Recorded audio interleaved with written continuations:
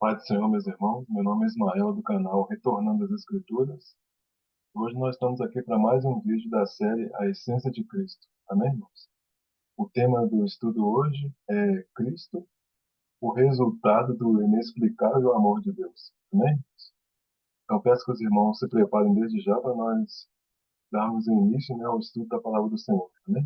Glória a Deus. Então, irmãos, lá em João 3,17 diz assim: Porque Deus enviou seu Filho ao mundo, não para que condenasse o mundo, mas para que o mundo fosse salvo por ele. Então, irmãos, esse é o resultado, do amor de Deus. Dar o seu próprio Filho para reconciliar consigo um mundo rebelde e perdido. A condenação da raça humana ela veio, por meio da transgressão de Adão. Romanos 5,12 diz assim: Portanto, como por um homem entrou o pecado no mundo, e pelo pecado a morte, assim também a morte passou a todos os homens, por isso que todos pecaram. Então, o pecado, irmãos, ele faz separação entre o homem e Deus. Para nós aproximarmos de Deus, só há um caminho, A palavra de Deus diz lá em João 14,6. Disse-lhe Jesus: Eu sou o caminho e a verdade e a vida. Ninguém vem ao Pai senão por mim. Então, a expiação do pecado, ela se dá pela expiação que Cristo consumou na cruz do Calvário. Então, irmãos, por que que Deus enviou seu Filho ao mundo, né?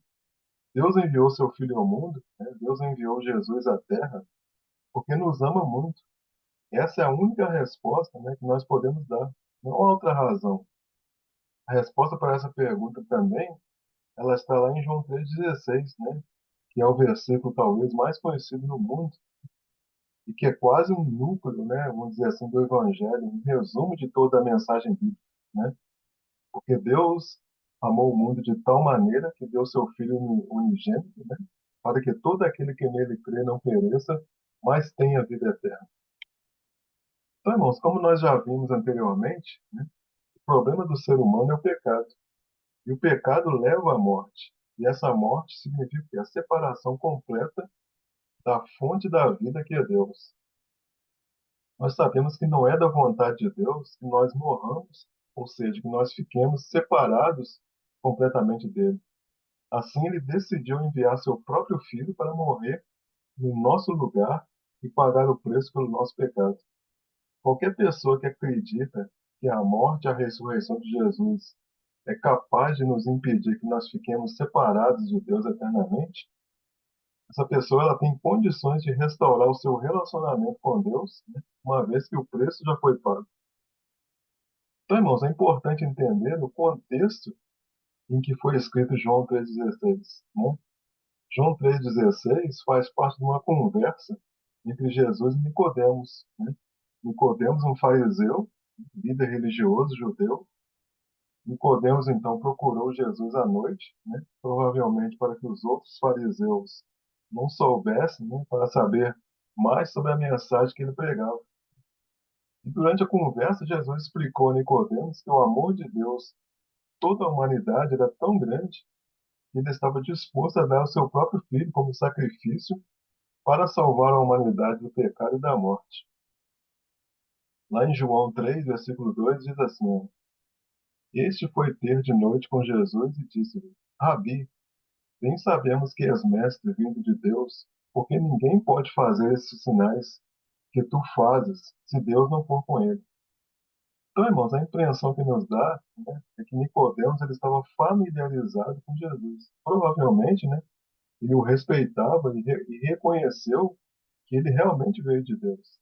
Então, Nicodemos ele sabia dos milagres que Jesus havia realizado. E ele provavelmente também ouviu muitas verdades que Jesus falou.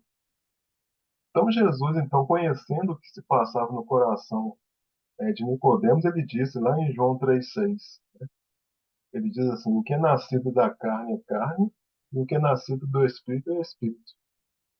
Então, irmãos, por que que Jesus ele estava agindo dessa forma com Nicodemos? Jesus ele conhecia Nicodemos, sabia o tipo de vida que ele vivia e que ele estava acostumado a se relacionar com Deus por meio de obras religiosas.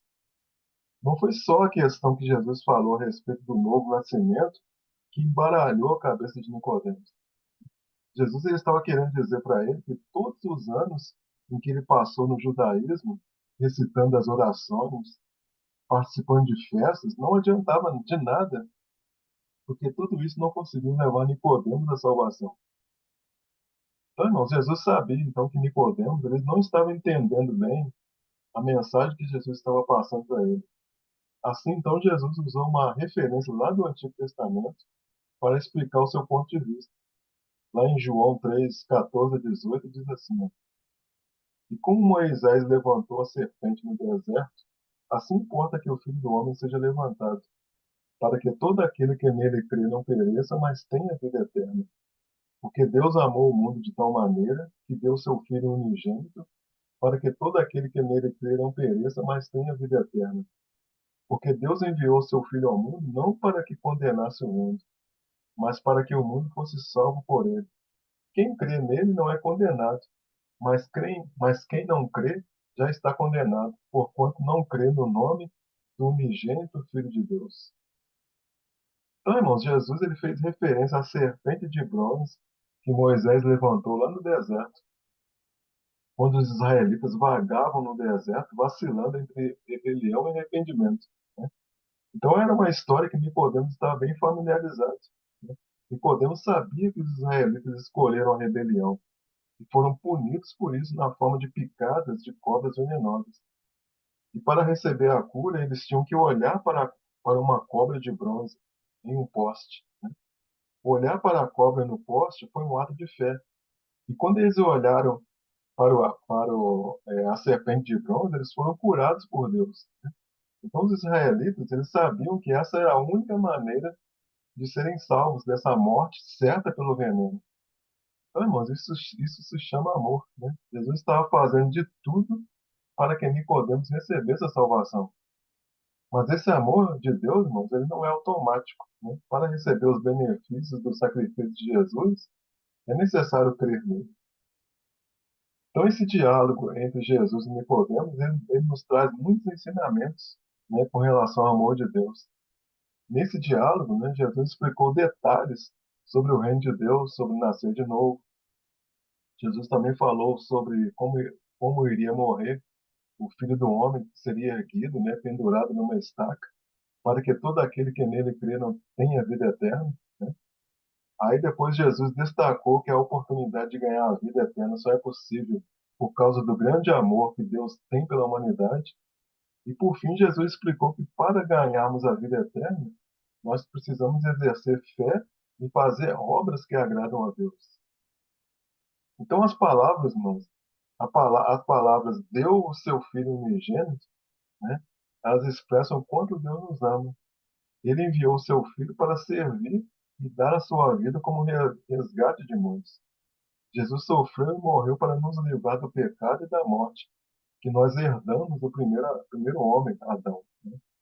Então, exercer fé em Jesus significa mais do que só acreditar nele, ou reconhecer que ele fez, o que ele fez por nós. Nós mostramos que temos fé no Filho de Deus quando nós obedecemos aos seus ensinamentos e quando nós seguimos os seus passos, né? Lá em João 3,36 diz assim, ó, aquele que crê no Filho tem a vida eterna, mas aquele que não crê no Filho não verá a vida, mas a ira de Deus sobre ele permanece. Então, irmãos, esse versículo, né, João 3,16, que pode ser considerado um resumo da Bíblia, né, como a gente já falou, apresenta o amor incondicional de Deus pelo ser humano. Demonstra tudo de bom que Deus preparou para o ser humano, desde a sua concepção até o final de seus dias. Então, o ser humano ele é totalmente livre para escolher entre a salvação e a perdição. Ambas são eternas.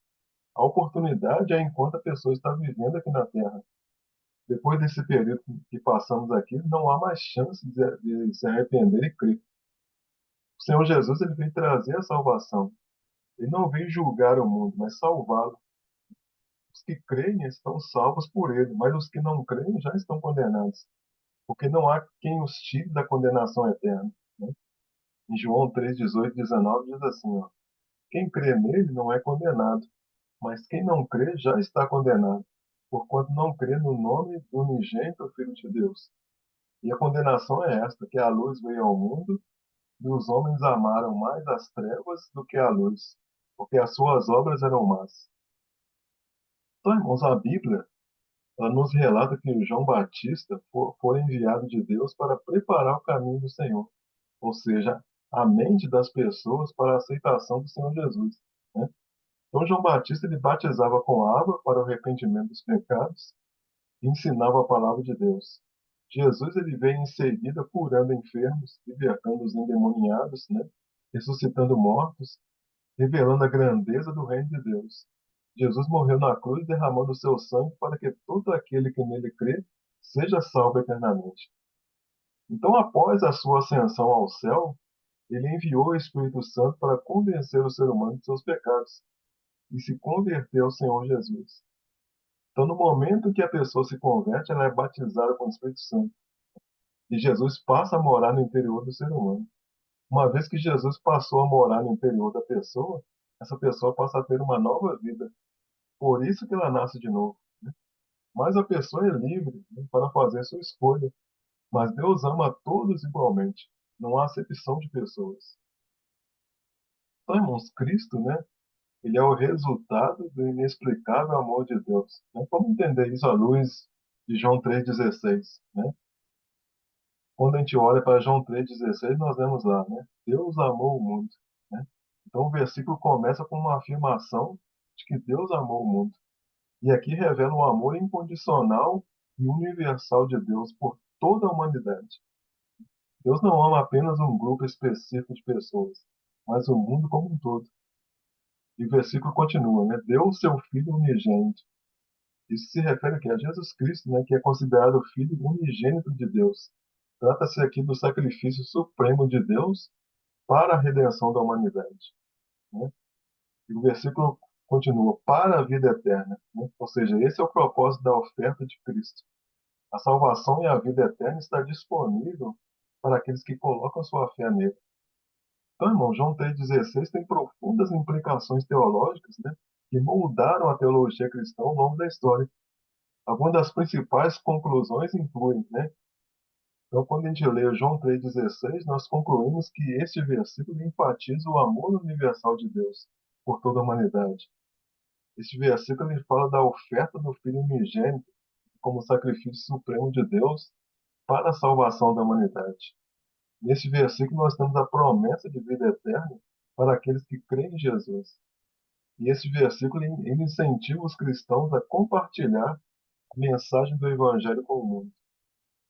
Ah, irmãos, até aqui, né, talvez haja uma pergunta na sua mente que não quer calar. Né? Por que que Deus iria sacrificar o seu único filho? Será que não haveria alguma outra maneira pela qual Deus poderia ter alcançado o mesmo objetivo? E a resposta é não. Deus fez isso porque Ele nos ama. E o fez porque Ele quer um relacionamento eterno com a gente. Ele fez isso porque o nosso pecado exigiu um pagamento perfeito.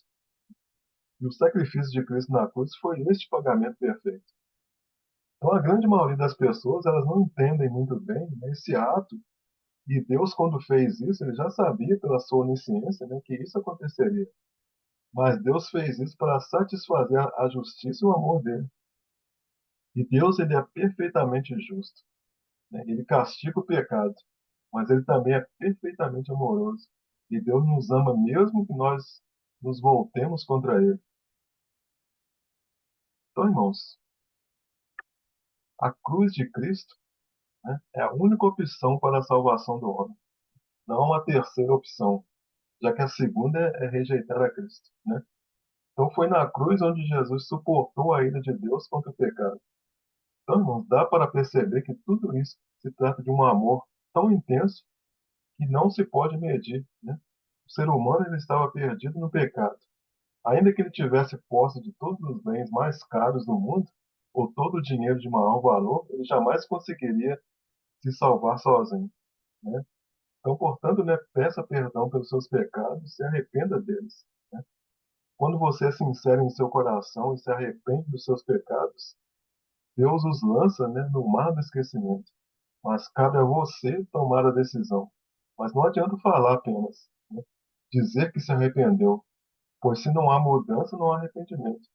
Se há mudança, é a prova de que o arrependimento foi sincero. Amém, irmãos? Então aqui nós encerramos esse vídeo, né? Espero que os irmãos tenham compreendido. Caso alguém queira acrescentar alguma coisa ou fazer algum comentário, né? Os irmãos podem utilizar os comentários, né? Para fazer alguma observação, né? A respeito do vídeo, né? E eu peço a você que, se você gostou desse vídeo, deixe aí seu like, seu joinha. E caso você ainda não seja inscrito no canal, peço que você se inscreva no canal. Amém, irmãos? Obrigado a você que assistiu o vídeo até o final. Fiquem todos na graça e na paz de nosso Senhor e Salvador Jesus Cristo. Amém, irmãos? Glória a Deus.